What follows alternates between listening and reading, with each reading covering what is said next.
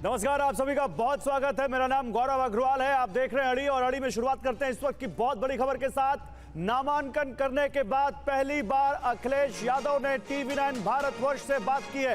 कन्नौज से नामांकन करने के बाद अखिलेश यादव ने सबसे पहले TV9 भारतवर्ष के साथ एक्सक्लूसिव बातचीत की और कहा कि मैं जनता की डिमांड पर कन्नौज से चुनाव लड़ रहा हूं। TV9 के रोविंग एडिटर पंकज झा से बातचीत में अखिलेश झा ने पूरी स्ट्रैटेजी बताई है। उन्होंने प्रियंका गांधी को कुछ सलाह भी दी है। अखिलेश यादव ने एक बहुत बड़ी बात भी कही है इस पूरे इंटरव्यू में। देखिए ये एक्सक्लूसिव इंटरव्यू। आज समाजवादी पार्टी के अध्यक्ष अखिलेश यादव ने कन्नौज से नामांकन किया है और जिस एक्सप्रेसवे को उन्होंने बनाया उसी एक्सप्रेसवे पर हम उनके साथ खड़े हैं। अखिलेश जी, शुरुआत में नानुकुर थी और फिर अचानक से ये फैसला है कि कन्नौज से लड़ेंगे। पहले आप कहते थे लड़ाएंगे, फिर खुद लड़ने आ गए। राजनीति में कभी कभी समय पे निर्णय लिए जाते हैं और कन्नौज के हमारे संगठन के लोग, कार्यकर्ता और आम जनता चाहती थी।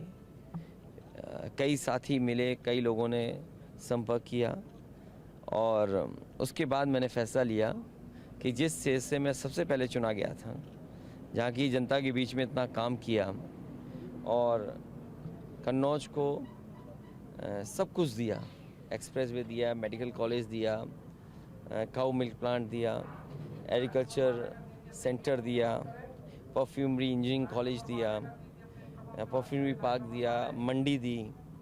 ये सब काम बीजेपी ने रोक दिए और बीजेपी ने इसलिए रोक दिए कि समाजवादियों ने ये काम किए थे। समाजवादियों का ये विकास है, इसलिए जनता ने कहा कि आपको दोबारा यहाँ आकर के हम चुनेंगे, आप आइए, चुनाव लड़िए, हम लोग आपके साथ हैं। पिछले दो चुनावों का 2014 और 19 का देखें तो बड़ी सीट डिफ़िकल्ट नहीं है? थोड़ा सा आपका बीपी नहीं बढ़ रहा, टेंशन? देखिए, जो लोग राजनीति में हैं, क्या बीपी बढ़ना, क्या बीपी डाउन होना, क्या शुगर बढ़ना, क्या शुगर जाना, इस समय सही मायने में जब बीजेपी के लोग इलेक्ट्रल बॉन्ड के बारे में चर्चा करती है जनता, तो उन्हें इलेक्ट्रोल याद आ जाता है, उन्हें इलेक्ट्रोल चाहिए होता है। इतना परेशानी में आ जाते हैं कि इलेक्टोरल बॉन्ड के बारे में कुछ जवाब नहीं उनके पास। किसान के बीच जब जा रहे हैं तो बीजेपी के लोगों का ब्लड प्रेशर हाई है कि ब्लड प्रेशर लो, ये भी नहीं पता लग पा रहा है। उन्हें समझ में नहीं आ रहा कि नौजवानों से क्या कहें। तो सवाल high blood pressure, low blood pressure का नहीं है, राजनीति में सवाल मुद्दों का है। और सबसे बड़ी बात है, किसान की आय दोगुनी का भरोसा दिलाया, वो नहीं हुई। नौजवानों को हर साल 2 करोड़ नौकरी देने की बात कही, वो नहीं हुई। उत्तर प्रदेश जैसा प्रदेश जिसमें पिछली 7 साल से सरकार है इनकी, और सभी परीक्षाओं के पेपर लीक हो गए, 60 लाख बच्चों का भविष्य अंधकार में है, किसी नौजवान को नौकरी रोजगार नहीं मिला। यही प्रदेश है जहाँ पर प्रधानमंत्री जी आए इन्वेस्टमेंट मीट के लिए।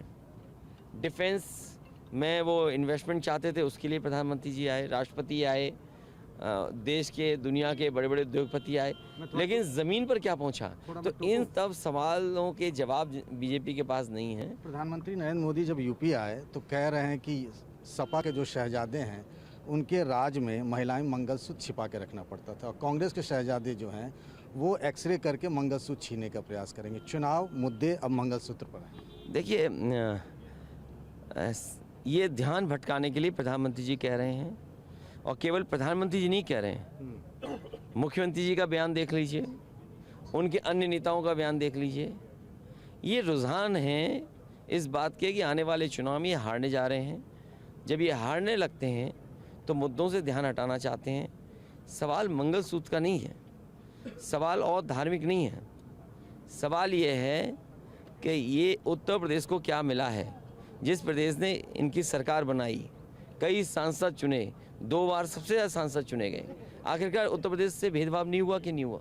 एक चीज़ और उन्होंने कही है कि अखिलेश यादव को ना, जब किसी यादवों को टिकट नहीं दिया, जब यादव की बारी है तो सिर्फ अपने परिवार को बांट दिया। तो आपको क्या तकलीफ है? नहीं, तो प्रधानमंत्री नरेंद्र मोदी कह रहे हैं। नहीं, वो मैं उन्हीं को कह रहा हूँ कि अगर आप उनकी बात करें, उन्हें क्या तकलीफ है? आप भी अपने परिवार को टिकट दें, किसने रोका है? आपके परिवार को किसने रोका है? और फिर आपका परिवार तो बहुत बड़ा है, क्या उन परिवार के सदस्यों को टिकट नहीं दिया गया? कभी कभी अपने परिवारों को भी देखना चाहिए लोगों को, जो दूसरों के परिवारों पे उंगली उठाते हैं। हमने एक ही चीज़ सीखी है और देखी है, जो दूसरों के लिए गड्ढा खोदते हैं वो खुद गिरते हैं उसमें। एक चीज़ और था, आपने कहा कि कार्यकर्ताओं की डिमांड थी इसीलिए आप चुनाव लड़ने आ गए, पार्टी के राष्ट्रीय अध्यक्ष होने के नाते। आपके मित्र हैं, आपने उनके साथ ज्वाइंट प्रेस कॉन्फ्रेंस भी किया, तो आपको नहीं लगता कि अगर वो दोनों भाई बहन भी लड़ते हैं तो इस गठबंधन की लड़ाई मजबूत होगी? मैं किसी दल के नेता के बारे में या वो क्या फैसला ले रहा है मैं नहीं तय कर सकता हूँ। हाँ, राजनीति में और चुनाव में ये समय ऐसा है, जनता चाहती है बीजेपी हारे, और बीजेपी को हराने के लिए मजबूत से मजबूत प्रत्याशी ज़मीन पर होना चाहिए। इस बारे में उन दोनों से आपकी कोई बातचीत भी हुई? हम अलायंस में हैं, अगर कोई राय सुझाव देना पड़ेगा तो मैं व्यक्तिगत रूप से दे दूंगा सुझाव।